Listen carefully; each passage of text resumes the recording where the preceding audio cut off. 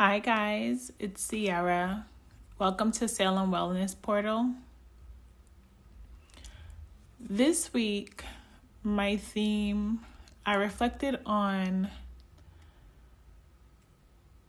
how I was never really looking for love.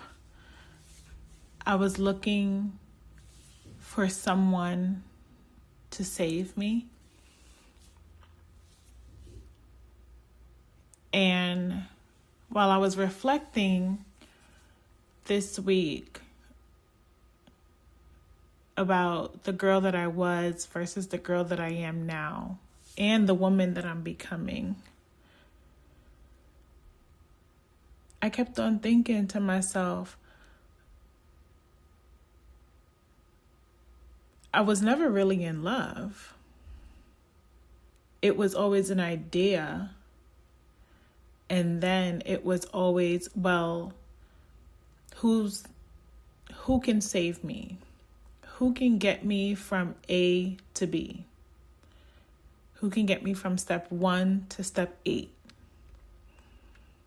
But it was never about really having like a true connection with someone. Never really knowing what love was at the time. And while I'm reflecting and while I'm processing who I was versus who I am now, I found myself wanting to ridicule her for the way that she acted and to ridicule her for thinking that she needed someone to save her. And I couldn't do that because it's not going to make me feel any better. It's going to make me feel worse about myself. So I showed myself compassion that girl who was once looking to be saved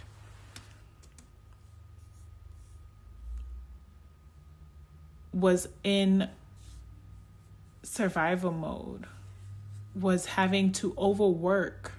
She was having to do overtime for love. And we're not working harder. We're working smarter. So we're not doing overtime for love. We're not working more than we have to for love. Because we now know as an adult that that's not what love is. We don't have to work for love. True love won't have you work so hard to keep it, for it to be, to just show up. And we also learned as an adult, as a young woman, as a woman, that I lost my train of thought. I'm sorry. I lost my train of thought. We also know on how it's supposed to look and feel, right? We know these things. So as I was reflecting on, okay, I wanted to be saved, and listening and rereading and reprocessing what I was discussing with myself at this time, I'm thinking, okay, Sierra, where is this all coming from? And I said to myself, your father, all of this happened because you didn't have a father figure, the proper father figure in your life growing up. So you went looking and searching for someone to save you because you've been wanting your daddy to save you since you were a little girl, right? Especially going through hardship, going through suffering. And it didn't start when I got older. It started when I was a kid. So being bullied, being beaten, being abused mentally, physically, verbally, in each way, it all trickled into, well, I'm just and how do we see the masculine figure in this world, right? We have to look at that. Like, whether we want to speak on it or not, our brains were trained to look at a masculine figure as strong, as provider, protector. So not having that as a child really affected me, and then trickled into my relationships as I grew up. And seeing that, and now knowing that, I'm able to say, well, I am allowed to choose differently at this time, right? And I know where this stems from. So now when I go again and reflect, maybe in a year, maybe in 2 months, maybe in 6 months, because healing is not linear, right? Because this feeling, this reflection, this process, this healing, this experience will continue to come through my life at different times and in different periods. It may stop for 5 years and come back in the 6th year. Like I said, healing is not linear. So we have to sit with ourselves and say, well, we know where this stems from. We know that, okay, you experience an empty chair. And if you don't know what the empty chair is, in psychology, in social work, in trauma focused therapy, as a clinician, we would use an empty chair for the person who is experiencing the father wound or the mother wound or some type of wound. They feel wounded and they're not able to get the closure, or they're not able to process exactly what they want to say to this person. So we use the empty chair as a way to process the trauma that the child or the adult or whom the client, to process how they are feeling towards this person who has not been there. And when you're having this experience, when you're going through it, you are going to feel like there's a part of you always being missed, right? You're going to feel like something is missing. That too is the wound. That's a part of the wound that you're experiencing. You're always going to feel like you're not fully whole in a way. And so now I've experienced that empty chair. And like I said, healing is not linear. I've been processing these thoughts, this reflection, this wound for the last, I think maybe since 2020. I would say for the last 6 years. It pops up, it goes away, it comes back. Sometimes it stops for a while and it comes back. And it came back recently because I've been reflecting on being saved, having the Cinderella concept, right? Let's call it that. Right? Let's call it the Cinderella concept, because that is what was instilled in my brain. And that is what I've always wanted, because I've always been the Cinderella in my life, in my story. Right? So having that experience. And it also, in a way, if you see, I'm going by the movie, not the book, because I know the books are very different. But Cinderella's father passed away, right? She lost that masculine figure. She lost it. So her losing that and growing up in a household where she was abused verbally and being put to, kind of into this poverty-stricken mindset, right? that is also to contributing to how she ends up, and she's kind of not being saved by the prince, but in a way he saved her in some way, whether we see it or not. He did save her, right? So that was something that I've been processing and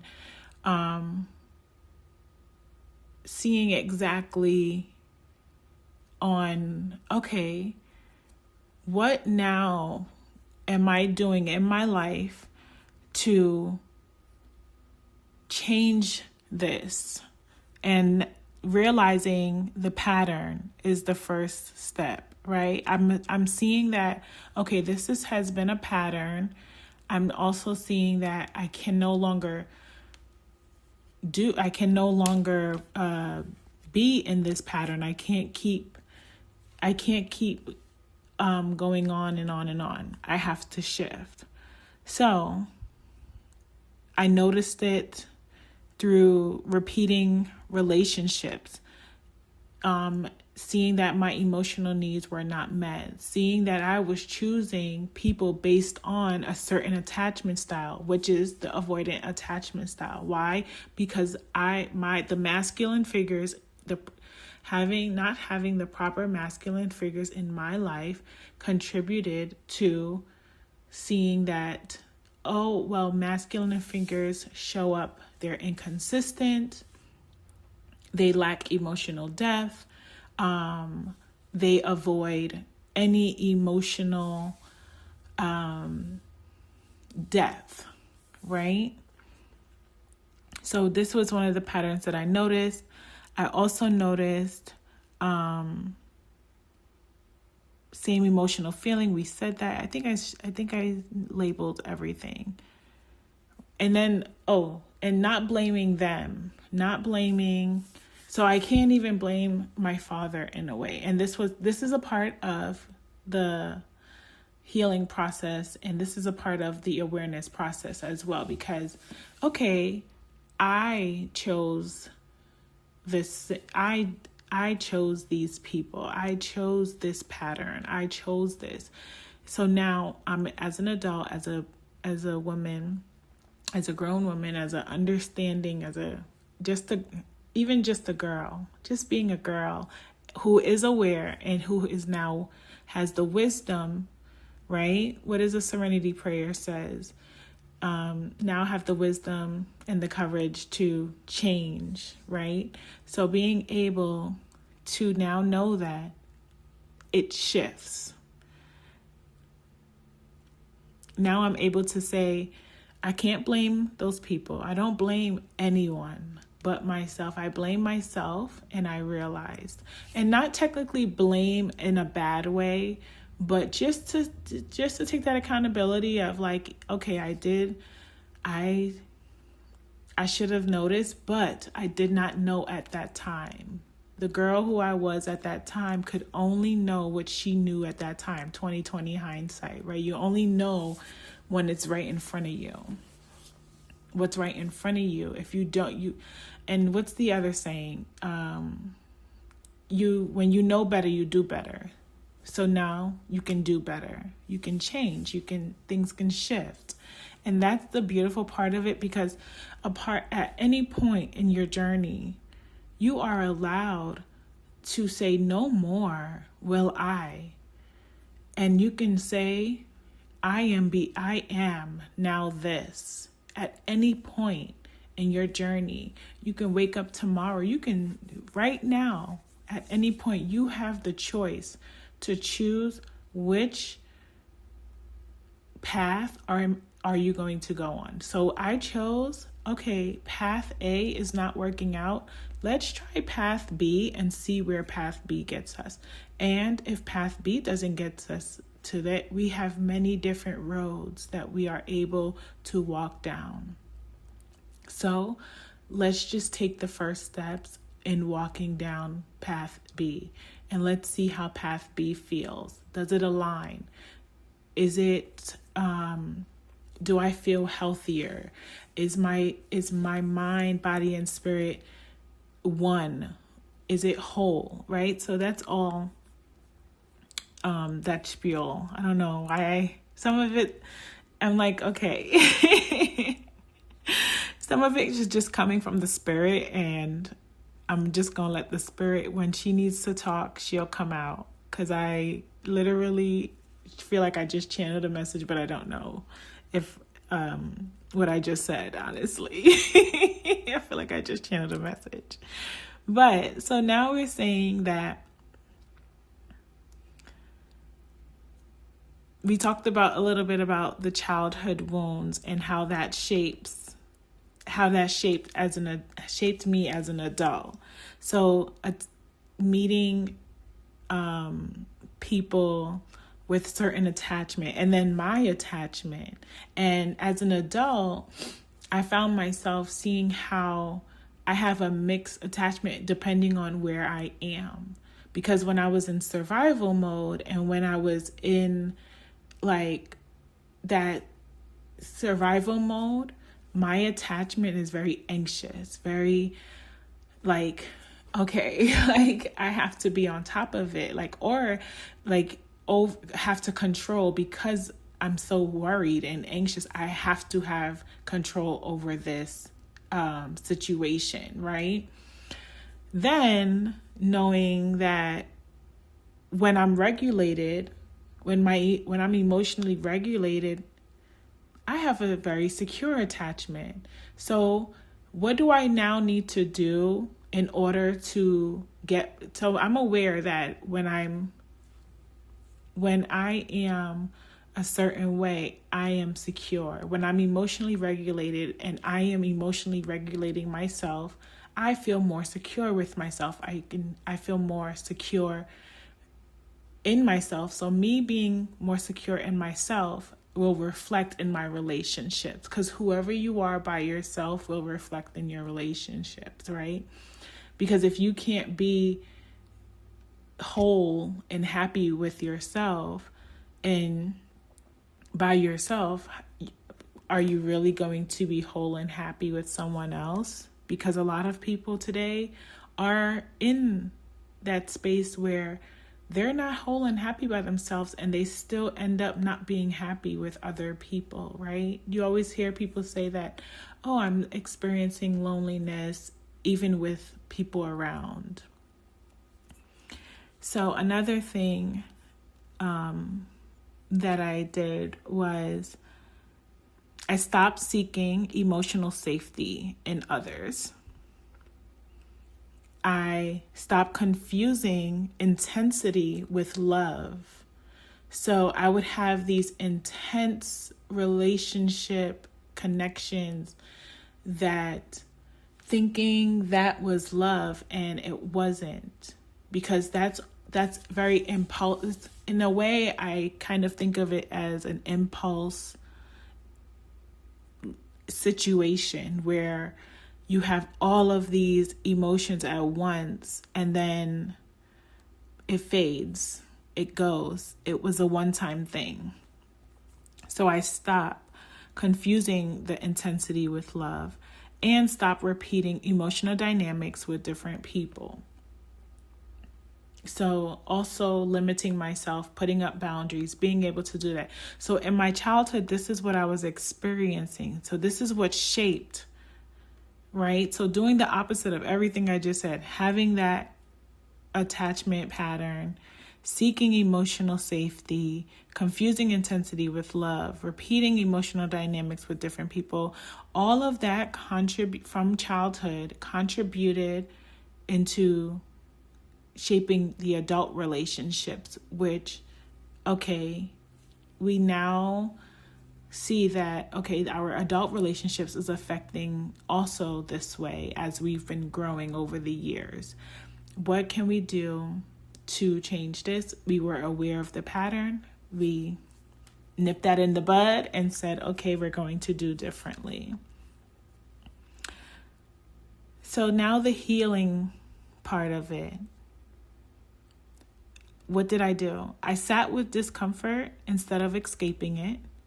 Oh, how I sat with the discomfort. Even reading back my journals, listening to my media journals, because I have a lot of media journals as well, and listening to them and listening to the Cinderella in me and how she pleaded and begged and prayed for someone to come and save her. And was that discomfort, especially if you're if you go back and it's like listening to your voice over the loudspeaker. It makes you so cringy and it makes you so like, that's how I sound. So that's how I felt reflecting. I said, oh my God, is that the type of girl that I was? Because I am no longer that girl. I am no longer that woman. So hearing me say some of these things and saying it like out of desperation, and how bad I wanted God to do this for me, and how bad I wanted for him to have someone come into my life and save me. Oh, the discomfort was so, I wanted to throw up a little bit, but I also gave her compassion because that was who she was before she became who she is now. So I also love her at the same time because look at who she is today. I also, I learned emotional regulation. Like I said, I learned how to emotionally regulate myself. What emotions am I feeling, and what do the girl that is feeling this emotions needs at this time? Does she need to go for a run? Does she want to eat something very nourishing and fuel her body? Does she want something a little bit more comforting? Does she need to go for a walk? Does she need to be talked to? Does she need a hug? What does she need? And giving her those things that she needs. And she is emotionally regulation. And this is where we can overeat. We have to also watch out for some of the things where we can overeat, where we can indulge in things that is not very healthy for us. And it all depends. And there is something, it all depends on what you're indulging in and what you deem as healthy for you. I set boundaries. I built trust with myself again and became emotionally safe with me. And doing all of this led me to learning how to better myself for the future, and how to